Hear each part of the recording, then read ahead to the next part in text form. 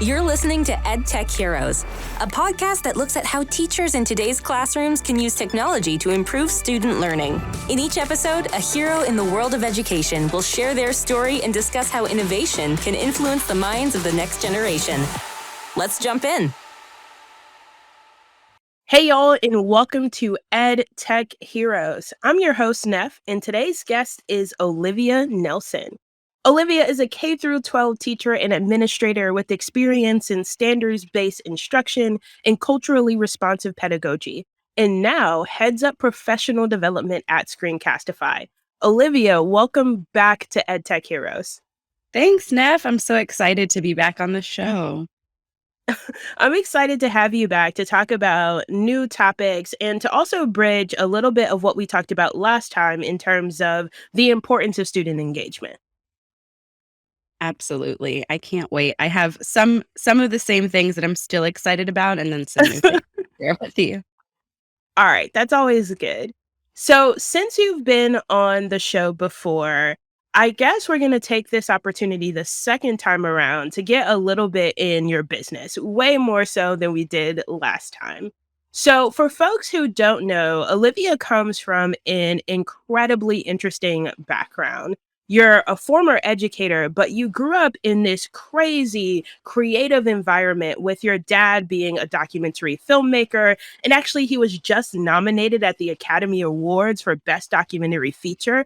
And now you're working in this field of video creation, but from a little bit of a different lens. But I'm curious, how does growing up in that environment with somebody who is at the top of their craft in video creation inform who you are as an educator and as a video creator now that you're at Screencastify?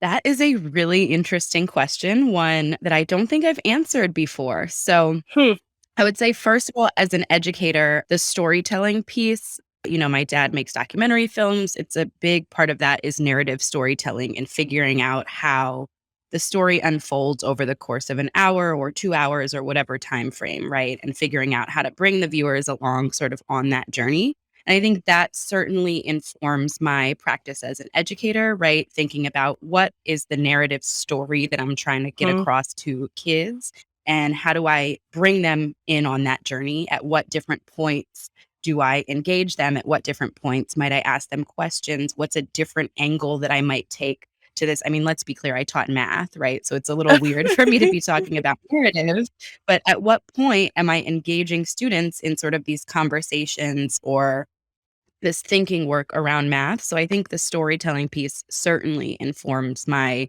practice as an educator, both when I was a teacher and an administrator in the classroom, but also now leading adults through some of the same sort of similar work, right? How do I bring adults on the journey to understanding not just what Screencastify does, because nobody wants to sit through an hour-long product demo, but how it informs their practice and really making sure that that narrative and that story is clear so that folks can walk away really excited to use it and understanding what it can be used for. Now, the other piece of that about, my parents being, because, my mom works for the company too. They both are filmmakers. And I will say, perhaps vulnerably and truthfully, that I am a disappointment in my complete lack of desire to be in the film industry, right? Like, I just am not interested. Luckily, my younger sister has taken up the charge, so I'm let off the hook a little. But I will say that Screencastify gives me the ability to create video. And I mean, I wouldn't necessarily, in the presence of my father, call it film, but to create video artifacts that can serve purpose, even though I'm not a skilled documentarian like he is and would want me to be. So the tool is easy enough and simple enough for someone who has completely let down their family of filmmakers to still get in there and build video. All right. Your dad isn't here, so you can call it whatever you want. If you want to call your creations films, I'm not going to call you out. But I do think that that is a very interesting tidbit, especially from somebody who has seen video creation at the highest level, right? And in lots of ways, lots of us aren't going to reach that, and we don't aspire to. But can we do something that still allows us to weave together a narrative that is good enough for the audience that we have, which is maybe 10-year-olds who are trying to understand how to solve an equation, right? Absolutely. Yeah, I really like that, and I like this idea of coming in as an educator and saying, "What is the narrative that I want to tell?" Not necessarily just, "What is the standard that I'm putting out there?" or, "What do I want students to be able to demonstrate?" But, like, what needs to happen between point A and point B in order for them to most effectively get there, and that's the narrative. I also heard you talk quite a bit about what are students going to do? How am I going to engage them in questioning or discussion? And I'm not surprised that you threw that out there because I know that you are a queen of engagement. In fact, that's what we talked about the entire last time that you were on the podcast. And I know that you wrote an entire ebook about ways in which folks can use Screencastify to ramp up student engagement. But now let's change the lens a little bit.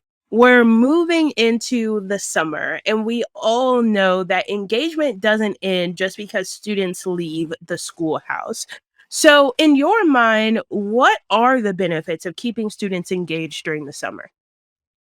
Sure. I think I'll start with the most obvious just to get it out of the way. Mhm. I think we talk as teachers all the time about summer slide and about what happens when students are not engaging in learning activities over the summer and the ways in which when we come back to school the next year, their teachers are then sort of tasked with not just teaching the content for that year, but sort of making up the gap there that takes place Mhm. over the summer. So I think one thing that we, all know is that students have to stay engaged during the summer just to avoid some of that summer slide. I think sometimes we aren't quite clear on some of the other reasons that engagement is important. I think I worked as a teacher for many years and it was a seasonal occupation in which I had the entire summer off.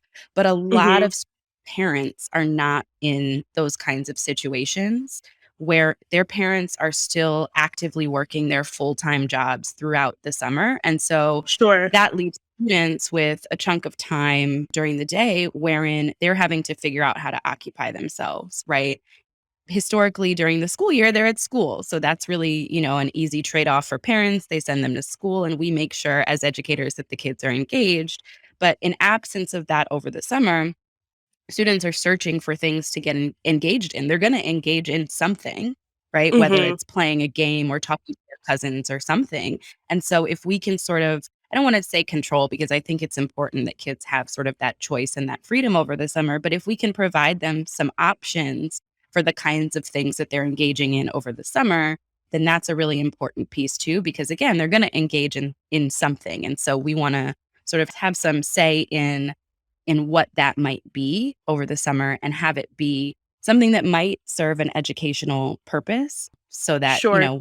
again, when we come back, kids, one, haven't lost, anything academically, but also I think that sort of muscle of being academically engaged is still sort of worked out and ready for when the new school year starts. Yeah, absolutely. One of the things that I think is super interesting about what you just said is this idea of some level of academic engagement and still giving students some freedom. I think a lot of times, especially lately, when we've had conversations about summer assignments or summer engagement, a lot of the pushback is that kids ought to have a break. And it's really not fair of us to send home these packets or send home 12 summer reading books that mean that they don't get to do anything else. Can you talk a little bit about the trade off between those two things? Like, what does it look like to both allow for summer engagement without potentially encroaching on a student's summer? Yeah, I think that's a great question. I think that in some ways, video is sort of the ideal way to do that. I think partly because we can dictate the amount of time that things take, right? when we're asking students to do a summer packet, we have no idea whether it's going to take them all day, every day of their summer because they're struggling, because their parents have set certain standards for how the packet is completed, because they can't find a quiet spot to do the work. Whatever the case is, we're just sort of throwing it out there and saying, complete it, regardless of what that means about what else you can or can't do with your summer. And so I think video having sort of finite lengths and being sort of just finite in nature allows for us to say, we're not expecting you to spend 8 hours on this task. We're expecting you to spend 4 minutes because we shared this video with you and it's 4 minutes long. And maybe we've given you a 2-minute task at the end of the video, but we can communicate really clearly. Because I think sometimes we say it, right? Whenever I've given packets, I'm like, please don't spend your whole summer on this packet. Go outside and play, have a good summer. But that doesn't necessarily translate into what actually happens. And so for me, obviously speaking to the power of video, because it's something that matters to me, I think that those finite time limits allow that communication piece not to get lost in translation, either to kids or to their parents, right? The parents and the kids now all of a sudden have a specific amount of time that they should be spending, whether we give them a daily video or a series of videos or whatever the case is. When the playlist is over or the video is over, they can go out and play and enjoy their, time. And so we can help them sort of strike that balance with creating those sort of finite activities. For sure. And I think the other thing that's interesting about that is when we have those conversations around, hey, y'all, spend 30 minutes on this packet, and even if you're not done, just stop. Those conversations end in our classroom, and we are reliant on students to be able to convey that information back to parents. And if they've got mothers that are anything like mine, my mom was not hearing that. And she was like, you will sit there and finish that packet. I don't care how long it takes, right? But when we infuse video into this summer process, it's this opportunity not only to provide this finite resource, but also to give parents the opportunity to engage in it as well, so that they can hear everything that you said straight from the horse's mouth, so to speak. And we're not relying on children to be able to share whatever the expectations might be. Absolutely. I absolutely think that's part of it too. All right, so let's get down to the nitty gritty here. We kind of have come to the understanding that there is a need for some engagement during the summer. We certainly want to make sure that students remain academically minded and they continue to hone those learning muscles. But what do we do, right? Like, what are some of the things that teachers can hear on this podcast episode today and perhaps turn into a summer assignment or engagement activity tomorrow? Sure. That's a great question. I'm excited about this one. Not that I wasn't excited about your other questions. I'll start with the one that I think can go sort of more quote unquote traditional route. And then, of course, I'll tell you something that I think can be done with video. So I think one of the most exciting engagement activities that I've seen teachers assign and students engage in over the summer is journaling. I think across the board, I get feedback from teachers all the time about the quality of students' writing and really more than quality, the amount that students are willing to write, right? You ask students to answer a question and they answer it in one sentence, even if you've asked them to write a paragraph and provide evidence, right? The amount of written work that students are turning in has been a difficult task for teachers to tackle. And so I think over the summer, giving students a task of journaling about their summer experience. I mean, we all know that that first day of school, when you come back to school and you have that first classroom circle and you ask the students to talk about what they've done over the summer, whether they've had the most exciting summer ever or they sat in the house and watched their grandmother knit all summer, they're like so excited to tell their friends about it, right? And so I think that we can sort of encourage some of those academic muscles while giving them the space to go out and play, watch their grandma knit, whatever, and use the journaling exercise as the academic piece, right? Now I'm going to write about this, whether it's a daily journal I'm keeping, a weekly journal I'm keeping, or maybe you just say make 4 entries over the course of the summer and they choose when and where they want to write those entries, right? So I think that's one really exciting task that I've seen teachers use to keep students, like you said, academically minded, and that they're working on this task of writing, but still allow students the space to sort of explore, all of the other things that are available to them in the summer that may not be academic. And then my Mhm. plug here for video is that for those students that struggle with writing, I've seen some really cool stuff done with pre-writes with video, right? So for Mm. those students who want to write a journal entry, but the sentence formation or whatever is not their strong suit, they can start with a video, record a video, recapping what their journal will say, and then whether you want to use just those video journal entries or have students sort of transcribe or work on translating that into a written piece is sort of up to the teacher. But I've seen some students gain some really, really great confidence around writing that they previously lacked using video as sort of a pre-writing strategy. So that would be my first one. And then I have a couple more. Let me know if you want to hear them. Of course, I want to hear him, but I want to talk about that one real quick because I think Sure. that it is an interesting take on something that we have heard a lot. I think the first thing and the first interesting thing about it is providing this choice. I think a lot of times this journal assignment might be operationalized as tell me the best thing that happened to you all summer. And there is inevitably some child in our classroom who didn't have a great summer, right? So if we take it a few steps back and say, hey, just tell me what happened this summer, right? Like, what did you do? Then that eventually provides access to every student. And I also like this idea of shifting the modality in which the journals are actually delivered, whether the video is a brainstorming activity or a way to eventually get kids to written work, or if that is the product. And for some students, that might be good enough, right? For them to be able to articulate a sentence in spoken words and be able to explain their evidence and go through that. To me, that sounds like a win, even if it does not make it onto an actual written page. So I'm with you there. Tip number one, have students journal. What's tip number two? All right. So, tip number 2 is perhaps an unsurprising one if you've ever heard me speak about anything Screencastify related before. And that's because it has to do with QR codes.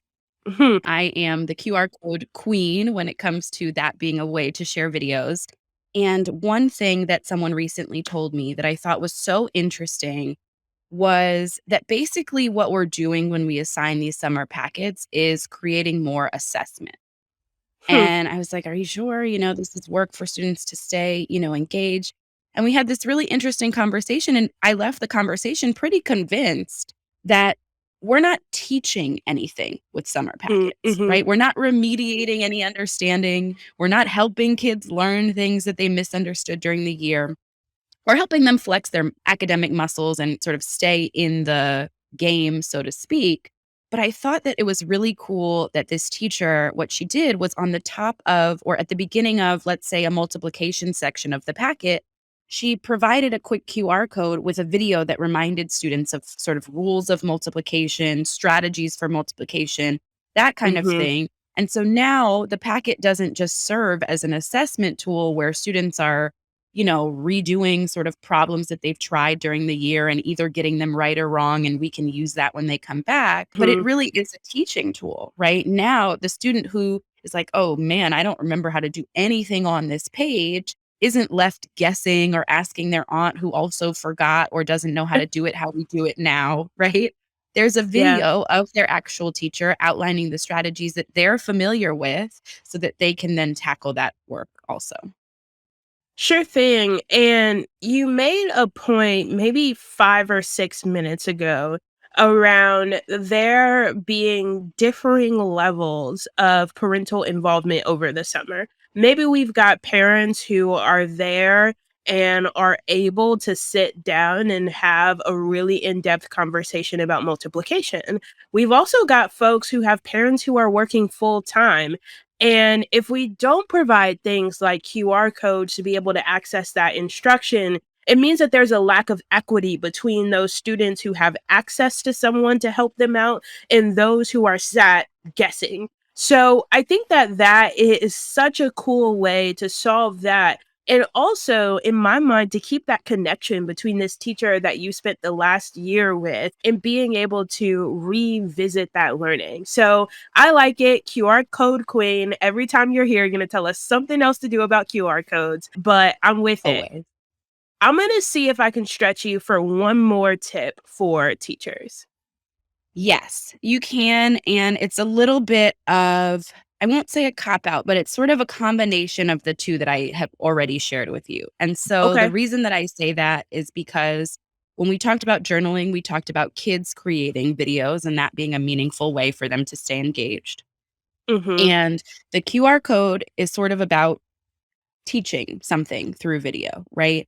And I think that another way that students can sort of stay engaged over the summer is creating their own videos wherein they Hmm. teach something, right? And that I think could mean almost anything. So it could be that they're the ones creating the video about multiplication tips, strategies for multiplication, so that the following year, when you add those to your summer packet, they're kid created videos. So now students are watching their peers Mm. teach them how to do these things again, right?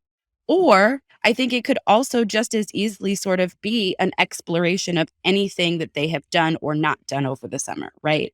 If I'm that kid who has, gone horseback riding and done all these insane sort of things. I had a student in fourth grade who like owned horses and was a horseback rider and told me all these Okay. things. And I really had to check with his mother if this was fantasy or true. And it was. Um, whether you're that kid and you wanna tell us all about horses and things that we might not know about, awesome. Or maybe you're the kid like I was who spent a lot of time sort of in the house over the summer and didn't necessarily do any of these sort of activities that seem far-fetched in fantasy Mm-hmm. land, but I can teach you about either my neighborhood, or I could teach you about sort of maybe the food that I'm eating every day, or I could teach you about a multitude of things, but it puts me as the kid in the driver's seat to be teaching something instead of necessarily just always consuming.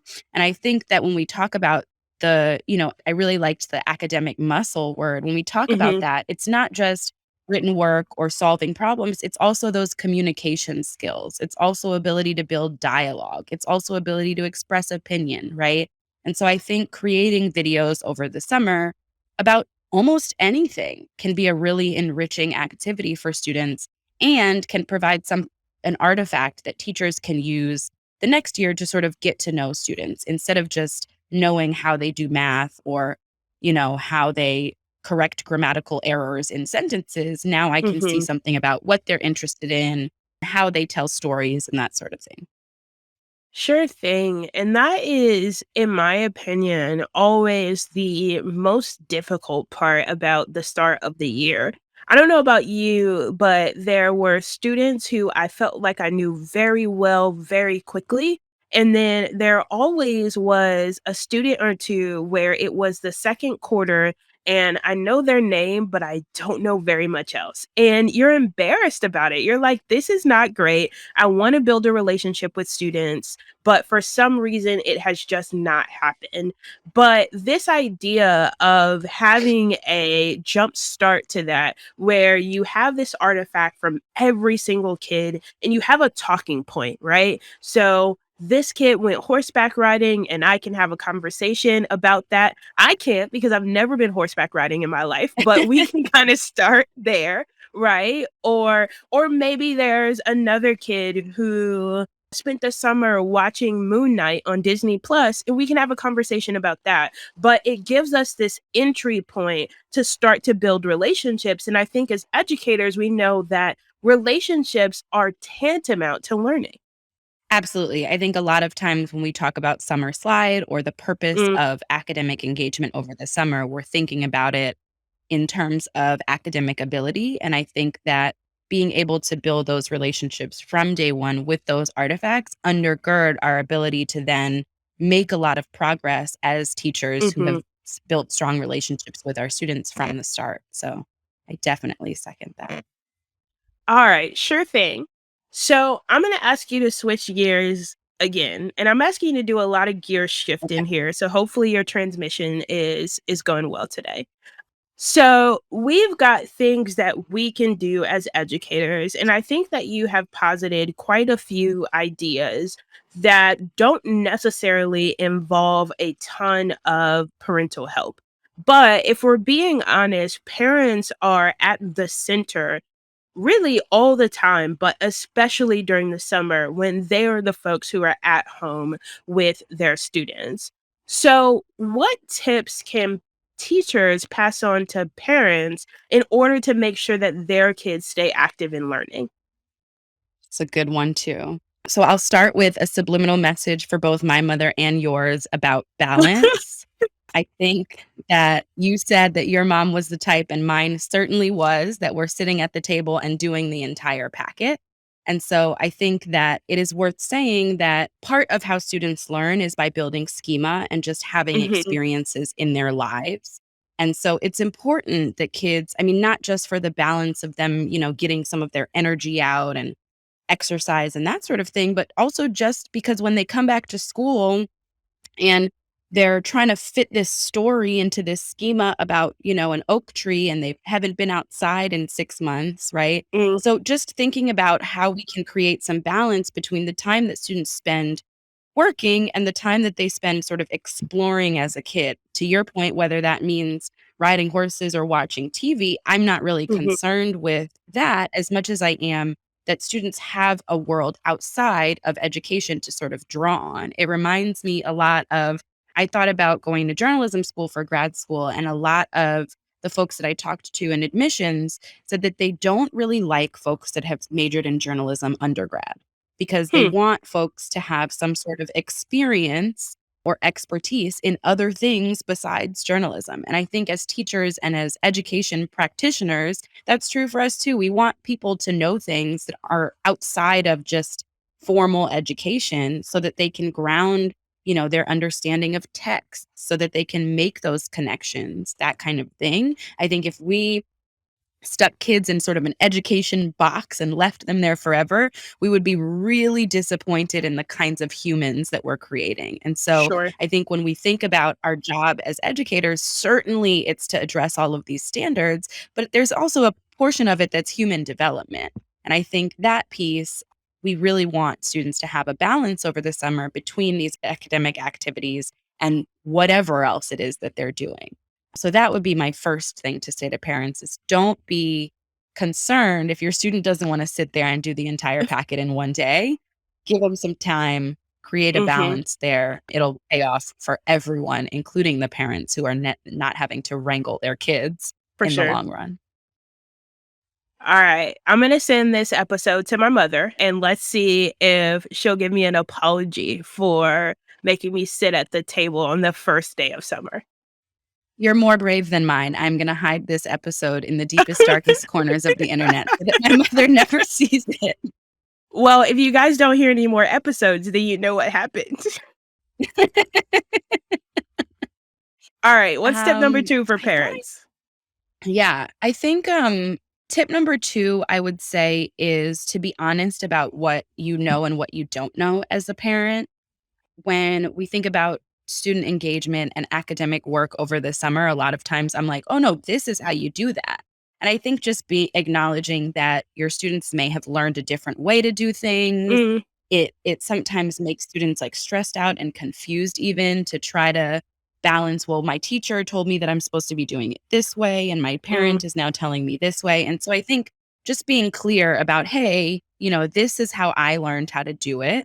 It might not be the same way that your teacher has told you to do it, but this is what I know. And I think then also as a parent saying, hey, is there anything that I can use to help my student understand the pieces that I hmm, might not understand? So instead of looking at something and saying, like, I have no idea what it is that is supposed to be done here, sort of using all of the tools sort of at your mm, fingertips to think about that. So whether that's that teachers have created sort of use their LMSs to create living sort of breathing environments where you can go back and look at previous assignments that maybe kids have done, or whether it's video that teachers have shared, or whether it's searching up your own videos on the internet, right? I mean, there's tons of resources out there that we can use to think about what is it that I know as a parent and what is it that I don't know and need to either lean on my kid's teacher, lean on a resource that I know about, or honestly, lean on my kid, right? Hmm. Say, hey, can you talk me through what your teacher showed you? And if the kid's confused at some point, there's going to be a breakdown, but at least I can start to see sort of what it is that that student knows and what it is that they've been asked to do. So I think sometimes as parents, we're really, especially if we've asked them to sit at the table and finish the packet and they're like crying because they can't get through the page or whatever the case is, right? We're like, well, this is how you do it. And I think that sometimes that's not always the most helpful when we can just be really clear about, I don't know the strategy that your teacher has taught you for this. I could show you another strategy to get the correct answer, but it isn't going to be the same as what you're trying to do now, so that there isn't any sort of confusion between the two processes or sort of weird allegiances that students are having to make to either their parents or their teachers. I think that's a really good point. We all have these like jokes around older folks or even folks in our generation who, and dang, maybe I am part of the older folks at this point. But people who are like, what is that Common Core math? But I really, really like the way that you have articulated it in terms of this is another strategy that is going to get us to the same answer. And if that is done well, then it also has the opportunity to teach students kind of like some number sense and math sense. Because I think about it a lot of times when it comes to math in terms of, okay, like you can do it this way or you can do it that way. And all of these things are going to work because they rely on a fundamental understanding of numbers. And if you can understand that, then you can get to the answer. So I think that's a really, really cool way to have conversations with kids. That's so funny. You must have been reading my mind because the last thing I was going to say is just that for parents to talk to kids. I think Hmm. no matter whether you're working or whatever the case is, the setup that you have with kids in terms of keeping kids engaged, the same way that I was saying that the video writing prompt can serve sort of as either a pre-write or the artifact itself. I think we underestimate the ways in which natural conversation build up those Mm-hmm. academic muscles, right? Speaking in full sentences, answering how, why, where questions, and identifying, what the answers to each of those specific question words might be as a kid of any age is something that really strengthens their academic prowess, specifically in writing. And so, just as a parent, one thing that I think all parents can do, regardless of sort of what they have at their disposal, is have conversations with kids, whether it's what did you do today? What do you want for Mm-hmm. breakfast? Why do you want that for breakfast? How do I make that thing for breakfast? Right? Those kinds of things that get students to engage in these different kinds of conversations seems really trivial, but really does sort of build up that muscle of talking and then eventually writing. Yeah, for sure. I kind of remember profoundly. My dad is a professor, and throughout the summer, he would take me to his office and ask me random questions about a class that he just taught. And sometimes this class would be doctoral level, right? It's like I shouldn't understand anything, but it's just like, hey, what did you think about that concept? And no matter how dumb the response was, there was a follow-up question, and we got to just kind of build that idea of thinking analytically and talking. And that sort of engagement might seem so trivial to parents, but it is so, so, so important. So I love that as a tip because it seems simple, but it has profound impacts on student learning and engagement. Definitely. My dad was the same. I was the one who couldn't ask a question without getting a "What do you think?" in return, and it was like, "I'm asking you. I don't think anything." So, Exactly. It's like, I literally just asked you what you thought. Like, how dare you turn it around on me? Um, so before we wrap up, I want to go to our, in my opinion, coolest segment. And as our first returning guest, we get to make it even more cooler, which I don't think is a word, but that's okay. We can make up words here. We've covered engagement, but what are some other tips that you have for teachers heading into the summer to maybe prepare for this fall or maybe just to relax? Yeah, so I would say one thing that I would super recommend is taking a second and organizing any videos that you have into playlists or Mm-hmm. folders or something like that to get ready for the next year. I think those of you that have not used our My Videos feature, now we can search. So you can hop in there and search up multiplication and find all of the videos that you've created with titles around that and sort of bring those together. I think that a lot of times, even whether you're using video or physical worksheets or whatever, you get to a point in the year where you're teaching a lesson and you're like, I have a worksheet on this. I did Mm, it last year. I have one. And then you have to scramble and find it. And so I think organizing by sort of topic or unit helps us get ready for the next year, because then when we come in, we can sort of assess what is it that we have and we're ready to teach, and what should I spend some time trying to find resources for instead of sort of reinventing the wheel. I taught the same grade, same subject for, I won't tell you how long, but many years. And somehow still was like searching for resources all the time instead of having a binder where it was like, okay, when you teach this topic, you have these mm-hmm. 6 different worksheets from all of the 6 different years that you've taught it that are available. You used this worksheet and it didn't work out so well, but this one was great. And I think the same thing is true for video, right? I Sure. created this video about multiplication and my kids really grasped onto it and understood it. And this other video I created, I'll either create a new video or do something else entirely because it didn't work out. And I think while that's fresh in our minds, at the end of the year is the best time to start to think about how to use those materials for the next year, so that when you come back, you're not trying to remember what happened 2 months ago after a summer full of relaxation and fun. Yeah, and hopefully that's the case, right? That everybody listening is preparing for an epic summer. But that tip, I think, is so, so, so helpful. Whether you are organizing it straight into your LMS, so you're creating those units in Canvas or Google Classroom, or you're putting things in different folders on Google Drive, or to your point, maybe it's a physical binder, but being able to access all of these resources, whether it's videos, worksheets, guided notes, anything else at a glance, is incredibly helpful. I think the last time you were on the show, you talked about video as this renewable resource that both teachers and students can revisit multiple times. And I think the reality is that as educators, we have access to lots and lots of renewable resources, and the real way of accessing that is making sure that we put it in a place where we know where to find it. Because just like kids might experience some summer slide, as educators, we might experience that summer slide as well if we don't prepare for it. Absolutely, 1,000%. I did experience some summer slide as an educator. Me too. Definitely. So that's 2 for 2. The other thing I would say is just about sort of being thoughtful about how you're working over the summer. I know that sometimes teachers are working, summer school or other jobs or that kind of thing over the summer, and there's only so much you can do about that schedule, right? If you've chosen to Mhm. take on another job, then, you're sort of bound by the parameters of that work. But I would say 1,000% as an educator, make sure that you're taking some time for yourself to do the things that you love, whether it's drinking a cup of tea on your couch or soaking up the sun in the park or whatever it is. It sounds trite, but I think we simply cannot be the best version of our educator selves without taking some of that time to actually recharge for ourselves and do the things that, fire us up and fill us up. Mhm. Yeah, certainly, certainly.